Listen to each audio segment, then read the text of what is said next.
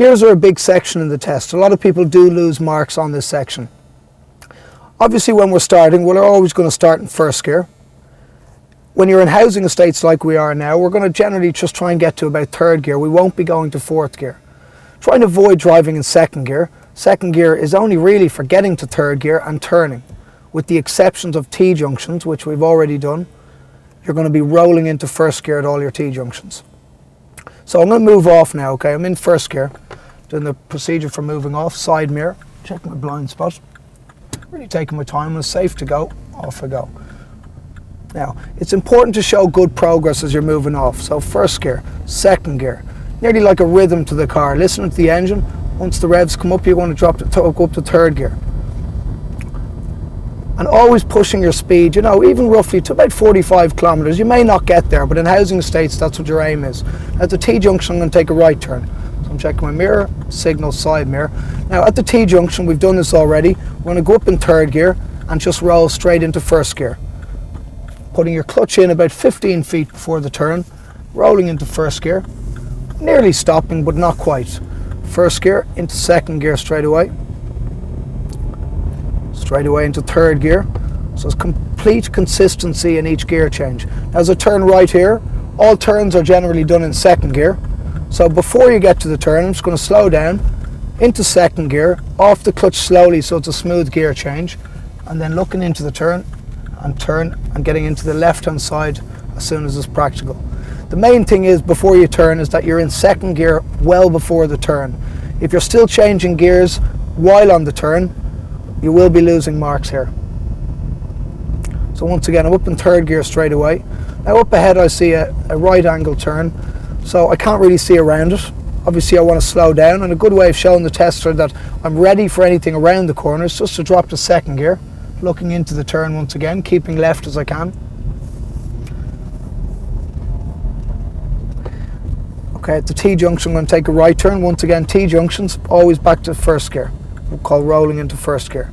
So up to the very top, about now, clutch into first gear, look both ways, and then looking both ways. If you notice, I'm not coming to a complete stop. The car's still very slightly still rolling, getting a nice flow to the turn. And once again, pushing my speed. I'm not letting this needle drop until it gets to about the speed I want, which is about 45 kilometers. I'm going to take a left turn, starting slowing down gradually early, dropping to second gear and off the clutch before the turn. Left, just steering nicely around the turn. I'm going to gently slow down for this car, checking my right mirror as I'm moving out.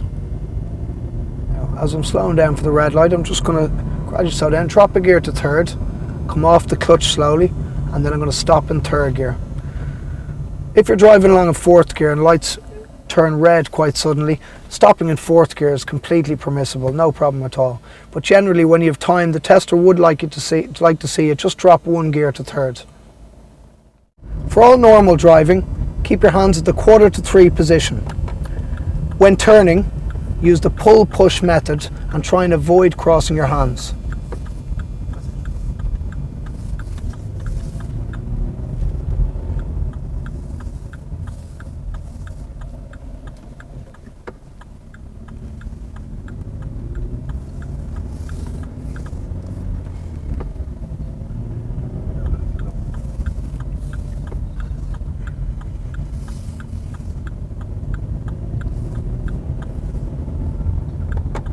One more.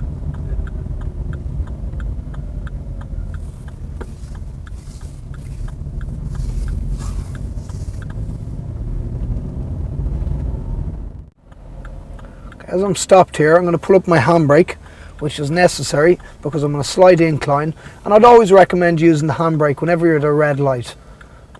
At stop signs, it's not necessary unless you're going to roll back. So sometimes people are quite unsure when they should use the handbrake and when they shouldn't. So when instructed by the tester to pull in, if you find you're on an incline, obviously then the tester is asking you to do a hill start. So the main thing is that you don't roll back. So you will need to use your handbrake for this. So when the tester instructs you to move off, you're going to follow the correct procedure for moving off, which is checking your mirror, signal right, check your side mirror, check your blind spot, find the bite. When you feel you have the bite, then release the handbrake, and then slowly and try and do it as gently as you can as you're moving off. Try not to roll back at all.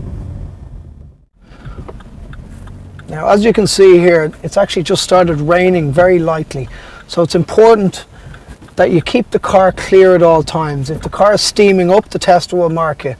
That's why your demisters will be required. If it's raining slightly, you must have the correct setting on for the windscreen wipers. The intermittent one will do fine here. If it starts raining heavier, I'll go on to a quicker setting on the windscreen wipers. If it stops raining, I'll be very quick to cancel them as well. So the tester is watching that you're keeping full control of the inside controls of the car as well. For vehicle controls, remember not to coast. Use your gears correctly, i.e. for turning and speed. Apply the brake smoothly. Use the handbrake when necessary and steer the vehicle with control.